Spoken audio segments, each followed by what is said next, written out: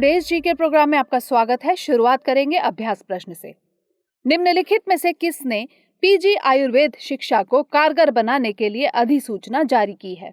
शिक्षा मंत्रालय, नीति आयोग, आईसीएमआर या फिर Central Council of Indian Medicine? इसका सही जवाब है option D, Central Council of Indian Medicine. हाल ही में सीसीआईएम यानी Central Council of Indian Medicine ने पीजी आयुर्वेद शिक्षा को कारगर बनाने के लिए अधिसूचना जारी की है। यह अधिसूचना आयुर्वेद में स्नातकोत्तर शिक्षा के शल्य और शालाक्य धारा से संबंधित है। आयुष मंत्रालय ने स्नातकोत्तर शिक्षा पर स्पष्टीकरण जारी किया है।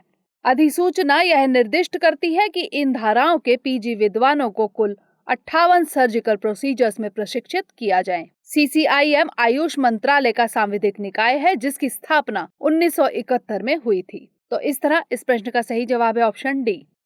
हमारे वीडियो अंग्रेजी में देखने के लिए फॉलो करें हमारा ही दूसरा यूट्यूब चैनल दृष्टि IAS इंग्लिश। शुरुआत करते हैं आज के सेशन की। आज का पहला प्रश्न है, भारत सरकार ने कुल कितने पेट्रोल पंपों पर चार्जिंग बुनियादी ढांचा स्थापित करने की योजना बनाई है? 50,000, 60,000, 69,000 या फिर 70,000? इसका सही जवाब है ऑप्शन सी, 69,000। हाल ही में भारत सरकार ने पेट्रोल पंपों पर चार्जिंग बुनियादी ढांचा स्थापित करने की योजना बनाई है। इस योजना में कुल 69,000 पेट्रोल पंप शामिल हैं। इसका उद्देश्य लोगों को इलेक्ट्रिक मोबिलिटी के लिए प्रेरित करना और इलेक्ट्रिक वाहनों को बढ़ावा देना है। इसमें जीएसटी में 5% तक की कमी भी शामिल है। तो इस तरह इस प्रश्न का सही जवाब है ऑप्शन सी। अगला प्रश्न है, इंटरनेशनल एमी अवार्ड्स 2020 के अंतर्गत निम्नलिखित में से किसने सर्वश्रेष्ठ ड्रामा सीरीज का पुरस्कार जीता है? A Family Man, Delhi Crime, Code M या फिर पाताल लोक? इसका सही जवाब है option B, Delhi Crime. New York में आयोजित 48वें इंटरनेशनल एमी अवार्ड्स 2020 के अंतर्गत दिल्ली क्राइम ने सर्वश्रेष्ठ ड्रामा सीरीज का पुरस्कार जीता है। रिची मेहता निर्देशित यह series fictionalised crime drama series है। यह 2012 के दिल्ली गैंग रेप पर आधारित है। नेटफ्लिक्स की इस सीरीज में शेफाली शाह, रसिका दुग्गल, आदिल हुसैन, राजेश तेलंग ने अहम भूमिका निभाई है। तो इस तरह इस प्रश्न का सही जवाब है ऑप्शन बी। अगला प्रश्न है, निम्नलिखित में से किसके द्वारा विमानन सुरक्षा जागरूकता सप्ताह यानी एविएशन सेफ्टी अवेयरनेस वीक 2020 मनाया जा रहा है? नीति आयोग, भारतीय विमानपत्तन प्राधिकरण, DRDO या फिर इनमें से कोई नहीं? इसका सही जवाब है ऑप्शन बी, भारतीय विमानपत्तन प्राधिकरण। भारतीय विमानपत्तन प्राधिकरण द्वारा विमानन सुरक्षा जागरूकता सप्ताह 2020 मनाया जा रहा है। 23 से 27 नवंबर तक इसका आयोजन हो रहा है। AAI के चेयरमैन श्री अरविंद सिंह ने कहा कि कोविड-19 के दौरान हवाई यातायात के अभाव के कारण एयरपोर्ट पर पक्षियों और जंगली जानवरों का खतरा बढ़ा है। इस जागरूकता सप्ताह में AAI हवाई अड्डों और ANS स्टेशनों पर प्रोग्राम आयोजित करेगा, जैसे मॉक अभ्यास, दस्तावेजों की समीक्षा, निवारक रखरखाव आदि। तो इस तरह इस प्रश्न का सही जवाब है ऑप्शन बी। अगला प्रश्न है, निम्नलिखित में से कौन सा मंत्रालय परियोजनाओं के पर्यावरण मूल्यांकन यानी एनवायरमेंट अप्रेजल में तेजी लाने के लिए नए दिशा निर्देश जारी करता है? आवास एवं शहरी विकास मंत्रालय, खाद्य प्रसंस्करण एवं उद्योग मंत्रालय, स्वास्थ्य एवं परिवार कल्याण मंत्रालय या फिर पर्यावरण, वन एवं जलवायु परिवर्तन मंत्रालय? इसका सही जवाब है ऑप्शन डी, पर्यावरण, जल एवं जलवायु परिवर्तन मंत्रालय। पर्यावरण, वन एवं जलवायु परिवर्तन मंत्रालय परियोजनाओं के पर्यावरण मूल्यांकन में तेजी लाने के लिए नए दिशा निर्देश जारी करता है। यह मूल्यांकन स्वतंत्र पैनल द्वारा आयोजित किया जाता है, जिनमें पारिस्थितिकी, वन्य जीव और निवास संरक्षण के मामलों में प्रशिक्षित प्रतिनिधि होते हैं। ये प्रतिनिधि सरकार और बाहर से भी होते हैं। EAC यानी एक्सपर्ट अप्रेजल कमिटीज प्रस्तावित परियोजना पर विचार करती है और उनकी सलाह MOEF के अंतिम निर्णय के लिए महत्वपूर्ण होती है। औद्योगिक परियोजनाओं, कोयला खनन, गैर कोयला खनन, नदी और पनबिजली परियोजनाओं के लिए अलग अलग EAC समितियां हैं, जिनमें से प्रत्येक के पास अपनी स्वतंत्र अध्यक्ष और समिति के सदस्य हैं। तो इस तरह इस प्रश्न का सही जवाब है ऑप्शन डी।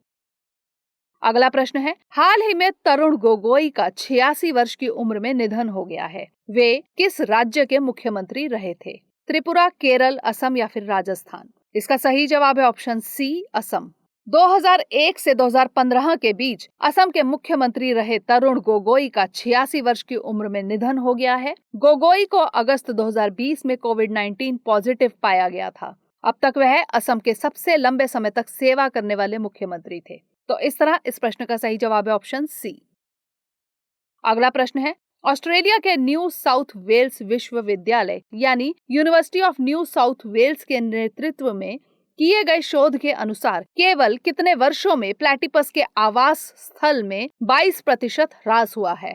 10 वर्ष, 30 वर्ष, 50 वर्ष या फिर 70 वर्ष? इसका सही जवाब है ऑप्शन बी, 30 वर्ष।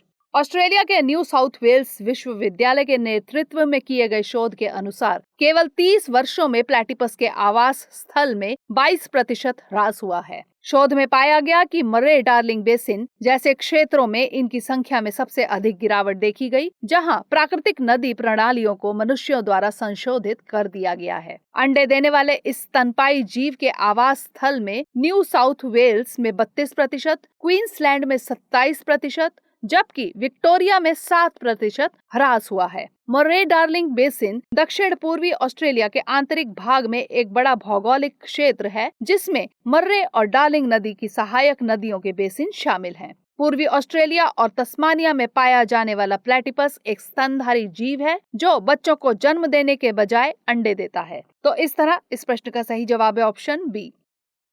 अगला प्रश्न है, पृथ्वी के उपग्रह चंद्रमा से लूनार रॉक्स के नमूने लाने के लिए किस देश ने चंद्रमा पर एक मानव रहित अंतरिक्ष यान चैंग E5 प्रोब भेजने की योजना बनाई है? ताइवान, चीन, थाईलैंड या फिर जापान? इसका सही जवाब है ऑप्शन बी, चीन। पृथ्वी के उपग्रह चंद्रमा से लूनार रॉक्स के नमूने लाने के लिए चीन नवंबर 2020 के अंत तक चंद्रमा पर एक मानव रहित अंतरिक्ष यान चांग E5 प्रोब भेजने की योजना बना रहा है। चांग E5 प्रोब नाम चंद्रमा की प्राचीन चीनी देवी के नाम पर रखा गया है। यह ऐसी सामग्री एकत्र करेगा जो वैज्ञानिकों को चंद्रमा की उत्पत्ति एवं निर्माण के बारे में समझने में अधिक मदद कर सके।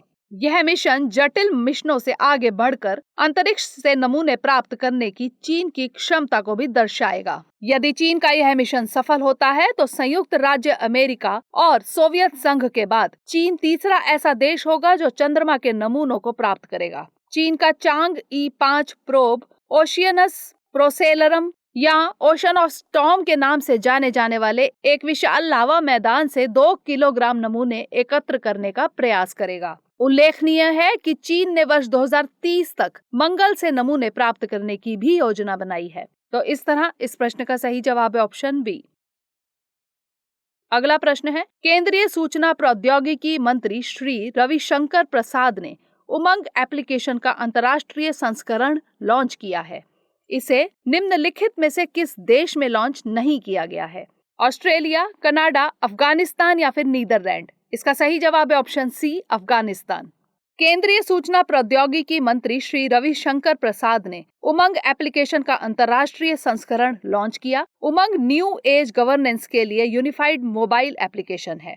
इसे UK, USA, Australia, Canada, Netherlands, UAE, Singapore और न्यूजीलैंड में लॉन्च किया गया। इसे विदेश मंत्रालय के सहयोग से लॉन्च किया गया है। यह मुख्य रूप से कई सरकारी सेवाओं का लाभ उठाने में मदद करता है। इसे इलेक्ट्रॉनिक्स और सूचना प्रौद्योगिकी मंत्रालय की डिजिटल इंडिया पहल के तहत लॉन्च किया गया था। तो इस तरह इस प्रश्न का सही जवाब है ऑप्शन सी। अगला प्रश्न है, हाल ही में आए साइक्लोन निवार का संबंध किस देश से है? अमेरिका, भारत, रूस या फिर चीन? इसका सही जवाब है ऑप्शन बी, भारत। साइक्लोन निवार का संबंध भारत के दक्षिणी क्षेत्र से है। राष्ट्रीय संकट प्रबंधन समिति के अनुसार यह तमिलनाडु, आंध्र प्रदेश और पुडुचेरी के तटीय क्षेत्रों में पहुंचने वाला है। राष्ट्रीय संकट प्रबंधन समिति यानी नेशनल क्राइसिस मैनेजमेंट कमेटी प्राकृतिक आपदा के मद्देनजर भारत सरकार द्वारा स्थापित की गई थी। यह क्राइसिस मैनेजमेंट ग्रुप को निर्देश देता है। संकट प्रबंधन समूह में विभिन्न मंत्रालयों के नोडल अधिकारी शामिल हैं। तो इस तरह इस प्रश्न का सही जवाब है ऑप्शन बी। अगला प्रश्न है, विदेश मंत्री एस जयशंकर अपनी हाल की संयुक्त यात्रा के दौरान निम्नलिखित में से किस देश का दौरा नहीं करेंगे? बहरीन, यूएई, सेशेल्स या फिर केन्या? इसका सही जवाब है ऑप्शन डी, केन्या। भारतीय विदेश मंत्री एस जयशंकर 24 से 29 नवंबर तक बहरीन, यूएई और सेशेल्स की यात्रा पर हैं। एस जयशंकर अपनी यात्रा के दौरान अपने समकक्षों और इन देशों के शीर्ष नेतृत्व से भी मुलाकात करेंगे। तो इस तरह इस प्रश्न का सही जवाब है ऑप्शन डी। अब बारी है आज के अभ्यास प्रश्न की। केंद्रीय शिक्षा मंत्री रमेश पोखरियाल निशंक ने 46 ऑनलाइन अटल फैकल्टी डेवलपमेंट प्रोग्राम्स यानी FDP का उद्घाटन किया है। बताइए इसका आयोजन किसने किया था? वैज्ञानिक तथा औद्योगिक अनुसंधान परिषद, नीति आयोग, अखिल भारतीय तकनीकी शिक्षा परिषद या फिर राष्ट्रीय शैक्षिक अनुसंधान और प्रशिक्षण परिषद? इसका उत्तर हमें कमेंट सेक्शन में जरूर भेजिएगा। अगले सेशन में नए प्रश्नों के साथ मिलेंगे, तब तक के लिए धन्यवाद।